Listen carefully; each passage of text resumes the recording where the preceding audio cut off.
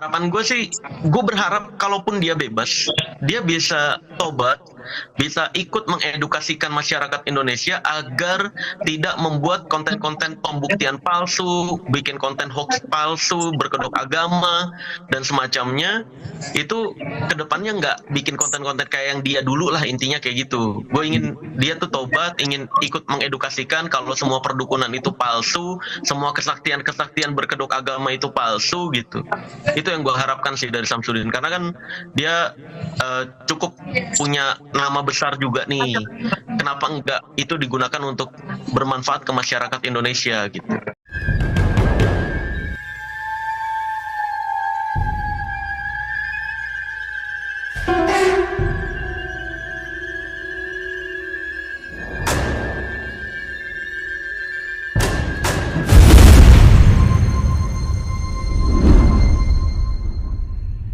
Assalamualaikum warahmatullahi wabarakatuh. Kembali lagi di channel Hamba Allah Official.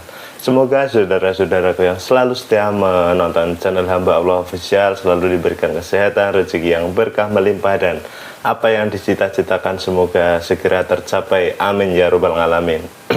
Di dalam video kali ini kita akan mengulas atau melihat sebuah video tanggapan dari Bang Marcel Radival atau pesulap merah, di mana beliau menanggapi tentang bebasnya Mbah Tien atau Gus Samsudin. Dan seperti apakah kelengkapan videonya? Dan sebelum itu alangkah lebih baiknya klik tombol subscribe, like, share, dan komen pendapat Anda di kolom komentar sebanyak-banyaknya. Simak video ini sampai selesai dan jangan di skip-skip supaya tidak ada kesalahpahaman saat menilai sebuah tayangan. Tidak usah lama-lama lagi, langsung saja kita menuju ke videonya.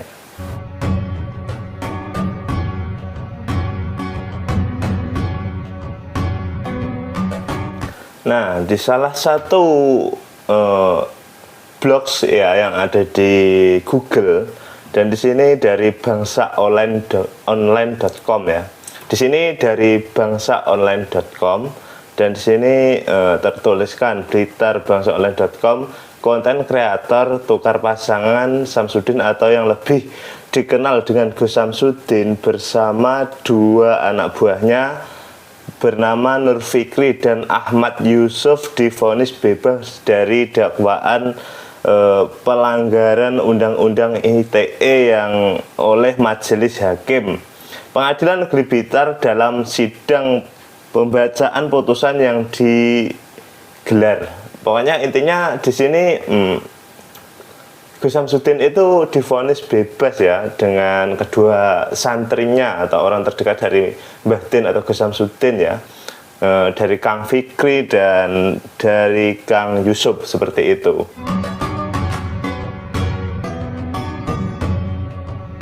Dan di sini ada lagi di bawahnya, dalam putusan Majelis Hakim menyatakan konten YouTube yang dibuat Samsudin dan dua anak buahnya tidak terbukti melanggar unsur-unsur dari dakwaan penuntut umum ya. Karena tidak terbukti dan tidak terpenuhi, maka sudah seharusnya membebaskan para terdakwa dari segala tuntutan hukum dari penuntut umum. Kita lanjut lagi bawahnya, sidang yang berlangsung selama 3 jam lebih, berarti lama ya sidangnya ini ya, dipimpin Hakim Ketua Ari Kurniawan dan Hakim Anggota M. Iqbal Huta Barat dan M. Syafi'i. Kita lanjut karena ini harus di-scroll ya. Humas Pengadilan Negeri Blitar M. Iqbal Huta Barat menuturkan sidang putusan berjalan lancar dan seluruh putusan sudah sesuai dengan hati nurani Majelis Hakim berdasarkan fakta yang tertuang dalam persidangan, yang artinya putusan tadi sudah memenuhi rasa keadilan di masyarakat. Ya, pokoknya simak baik-baik ya. Nanti kalau saya salah membacanya bisa diteliti ya. Nanti saya tuliskan di samping video ini ya. Dalam sidang putusan itu kuasa hukum Samsudin dan kedua anak buahnya menyatakan menerima putusan majelis hakim. Sementara jaksa penuntut umum atau JPU menyatakan pikir-pikir. Berarti jaksa penuntut umumnya masih pikir-pikir ya di sini ya. Di sini bawahnya putusan ini bisa saja dan sudah pada mestinya mereka dibebaskan, tutur kuasa hukum Samsudin dan dua anak buahnya prima usia sidang. Berarti ini sudah diputuskan setelah sidang seperti itu ya. Kita lanjut lagi soalnya ini rekaman video ya, jadi kita nunggu nyekrolnya otomatis ya.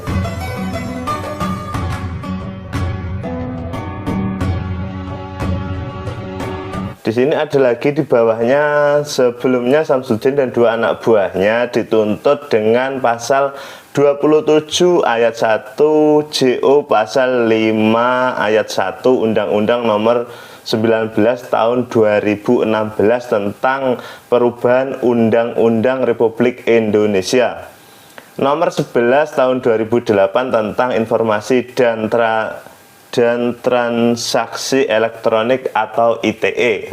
Junto pasal 55 ayat 1 ke 1 Kitab Undang-Undang Hukum Pidana atau KUHP oleh jaksa penuntut umum. Samsudin dan kedua anak buahnya membuat konten YouTube yang kemudian dipotong. Ini yang perlu digarisbawahi ya, yang kemudian dipotong oleh pihak tidak bertanggung jawab dan kemudian diunggah ke sosial media TikTok sehingga menimbulkan kesalahpahaman dan meresahkan masyarakat. Yang kita ketahui ya, ini bukan rahasia publik lagi karena video yang viral di TikTok itu sampai jutaan ya yang nonton, yang Gus Samsudin seakan-akan memperbolehkan tukar pasangan itu, padahal kalau video fullnya mungkin teman-teman nanti bisa lihat video fullnya ya, juga ada di channel Hamba Allah Official. Nanti scroll ke bawah cari full videonya.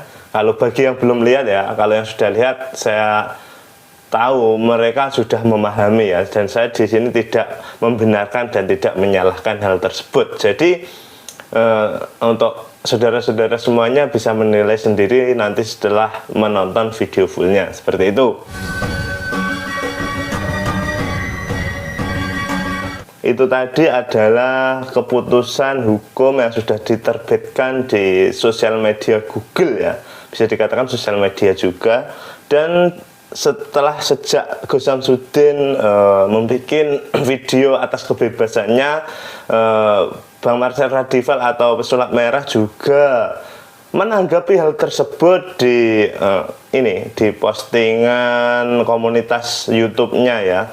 Dan di sini tertuliskan, wis udah dituntut JPU atau jasa penuntut umum 2,5 tahun penjara, tiba-tiba bisa divonis bebas gitu ya. Apakah pasal 28 ayat 3 UU ITE terkait pembuatan konten hoak yang membuat kegaduhan itu sudah tidak berlaku? Di sini ada pertanyaan dari Bang Marcel Radival di dalam tab komunitas YouTube-nya ya.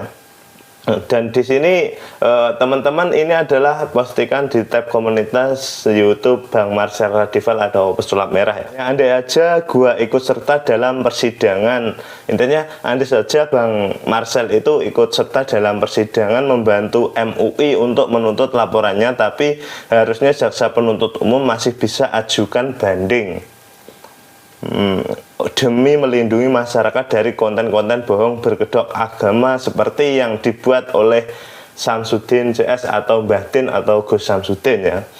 Tapi setelah lihat-lihat lagi vonis bebas dari kasus lain di foto ketiga dan di foto keempat, ya udah rahasia umum lah ya. Jadi doain aja kalaupun bebas, semoga Samsudin CS atau Mbah Din atau Gus Samsudin bisa taubat dan segera edukasi masyarakat agar tidak membuat konten hoak berkedok agama seperti yang dia buat. Ya, seperti itulah tanggapan atau respon Bang Marcel Radival atau pesulap merah mengenai bebasnya batin ya. Di sini ada juga beberapa foto persidangan yang berhasil bebas, dan di sini menurut Bang Marcel atau pesulap merah itu ada kejanggalan ya, dan kita lanjut ya videonya.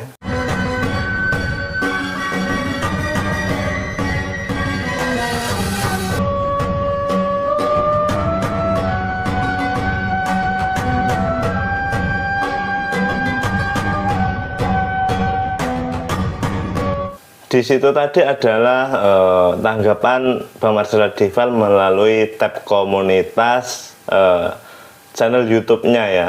Dan di sini ada lagi tanggapan Bang Marcel Radival atau pesulap merah di salah satu media ya.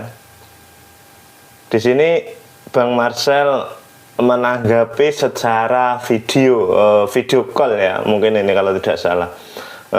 Seperti inilah kita simak masing-masing tanggapan Bang Marcel Radival mengenai Gus Samsudin setelah bebas dari penjara ya. Dan nanti teman-teman bisa berkomentar dan menilai sendiri ya, tanpa saya harus menjelaskan, karena ini bisa kita simak bersama-sama. Kita mulai videonya dan simak baik-baik ya. Tentang kebebasan Samsudin sendiri ya, tentunya ini sebuah kejanggalan ya bagi saya, karena pertama dia udah jelas-jelas kontennya itu masuk ke pasal 28 kalau nggak salah ayat 3 yang tentang pembuatan hoax yang membuat kegaduhan, tapi di situ dinyatakan vonis bebas padahal JPU sudah menuntut 2,5 tahun penjara gitu. Jadi ini nggak terbuktinya di sebelah mana gitu. Ini yang jadi pertanyaan saya sih sebenarnya. Apakah memang pasal tentang pembuatan konten hoax dengan ancaman penjara 6 tahun itu sudah ditiadakan atau kayak gimana gitu? Ya, kalaupun bebas. Ya, pada intinya di sini Bang Marcel menyatakan atau mempertanyakan ya, lebih tepatnya mempertanyakan apakah pasal tersebut sudah tidak ada atau sudah dihapuskan di perundang-undangan Indonesia ini, seperti itu kurang lebihnya ya. Dan kita lanjut lagi. Ya, kita bantu doakan aja semoga dia tobat dan juga bisa mengedukasikan masyarakat bahwa jangan menjadi seperti dia dengan membuat konten hoax berkedok agama seperti itu. Ya, bukan kecewa sih, lebih ke janggal sih. Sebenarnya kalau dari urusan sama saya pribadi, urusan Samsudin itu kan udah selesai semenjak dia mengakui semua kontennya bohongan. Di sini Bang Marcel Radival juga mengatakan bahwasanya urusannya dengan Batin atau Gus Samsudin ya, di situ sudah kelar atau sudah selesai, karena kemarin itu sebelum Gus Samsudin dibawa oleh pihak yang berwajib itu kan membuat video klarifikasi bahwasanya menyatakan bahwasanya kontennya hanyalah sekedar hiburan dan hanya settingan seperti itu ya, yang dikatakan Batin dalam videonya kemarin diklarifikasi di channel YouTube utamanya itu ya. Dan di sini Bang Marcel Radival juga menegaskan bahwasanya sudah tidak ada urusan dengan Batin atau Gus Samsudin kalau masalah konten seperti itu ya. Pada intinya yang dianggap janggal oleh Bang Marcel Radival ini hanyalah proses hukum ya. Yang dianggap Bang Marcel adalah ada sebuah kejanggalan seperti itu. Kita lanjut lagi ya. Ya kan? Nah, kalau untuk urusan hukumnya ini lebih ke janggal sih, bukan kecewa, karena kan urusan hukum ini berurusan sama MUI ya. Yang melaporkan Samsudin itu MUI. Jadi sebenarnya dengan dibebaskannya Samsudin, jaksa penuntut umum masih bisa mengajukan banding. Masih bisa mengajukan banding agar bisa melindungi masyarakat Indonesia dari konten-konten hoax berkedok agama seperti yang Samsudin lakukan, agar tidak banyak orang yang mengikuti jejak Samsudin gitu.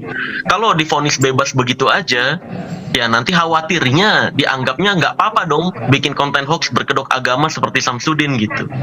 Itu khawatirnya gitu sih. Di sini juga ya Bang Marcel juga menegaskan bahwasanya ada sesuatu hal yang dikhawatirkan jikalau hal-hal semacam itu tidak ditanggapi dari pihak yang berwajib secara tegas ya.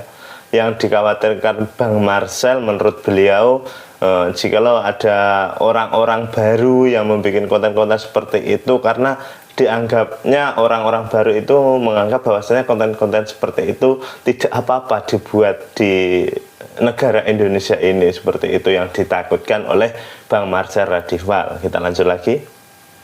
Nah, sebenarnya gue juga nggak tahu ya, yang dituntut sama jaksa penuntut umumnya tuh pasal apa sebenarnya. Itu yang gue nggak tahu.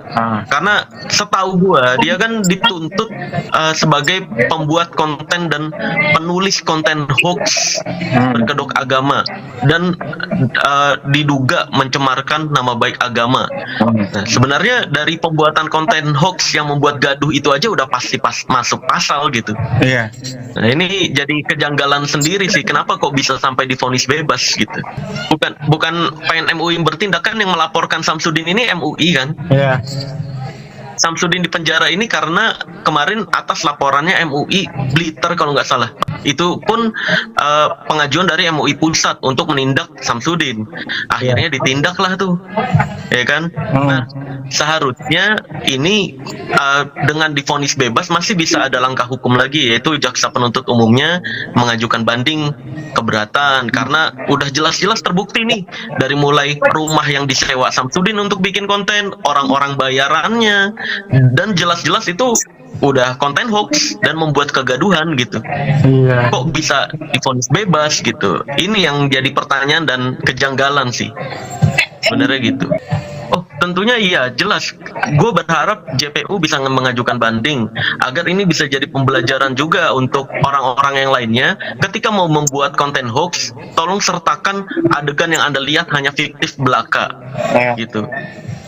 Jadi kedepannya nggak banyak orang yang meniru apa yang Samsudin lakukan, karena bahaya banget kalau suatu saat banyak muncul channel-channel berkedok agama. Yang ditakutkan Bang Marcel itu sebenarnya bukan bebasnya Gus Samsudin atau masih menyimpan rasa dendam ataupun apa. Sebenarnya juga baik juga tujuan Bang Marcel ini ya, kalau menurut saya pribadi ya. Ini nanti untuk teman-teman atau saudara-saudara semua yang memiliki pendapat lain bisa ditulis di kolom komentar ya. Maksudnya pendapat Bang Marcel ini kalau menurut saya itu bagus, karena takutnya bakalan bermunculan konten-konten yang konten-konten yang membuat hal-hal yang mungkin mencemarkan nama baik agama atau begitu ya.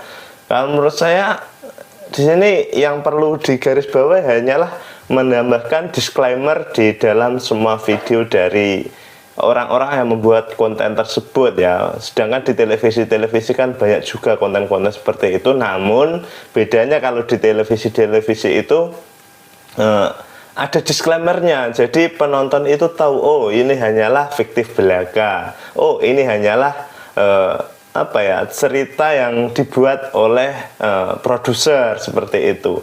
Jadi ya mungkin tuntutan dari Bang Marcel Radival atau Pesulap Merah itu hanyalah memberikan disclaimer. Dan kemarin kan Gus Samsudin juga sudah klarifikasi, menurut saya sudah, kalau masalah itu sudah deal ya. Yang ditanggapi ini sebenarnya ya, kalau menurut saya itu adalah penuntutnya atau pihak kejaksaan ya, yang ditanggapi Bang Marcel ini ya, bukan Gus Samsudinnya kalau menurut saya ya.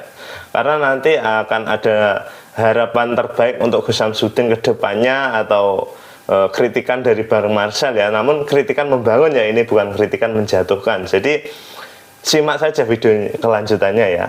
Bikin konten bilang Islam ada yang bisa tukar pasangan, bilang Islam ada yang macem-macem. Ini akan mencemarkan nama baik Islam, seolah-olah ada Islam yang seperti itu gitu. Padahal yang Samsudin buat itu nggak ada tuh Wahabi-Wahabian atau Wahabi-Wahaboy yang mengajarkan Islam boleh tukar pasangan. Itu nggak pernah ada. Itu tentu mencemarkan nama baik Islam gitu dengan konten hoaxnya itu gitu.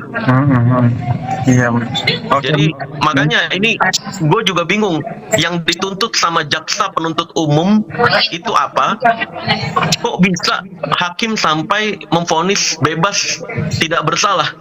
Nah, jelas-jelas dia membuat kontennya hoax, kontennya bohongan, berkedok agama, betul berkedok agama.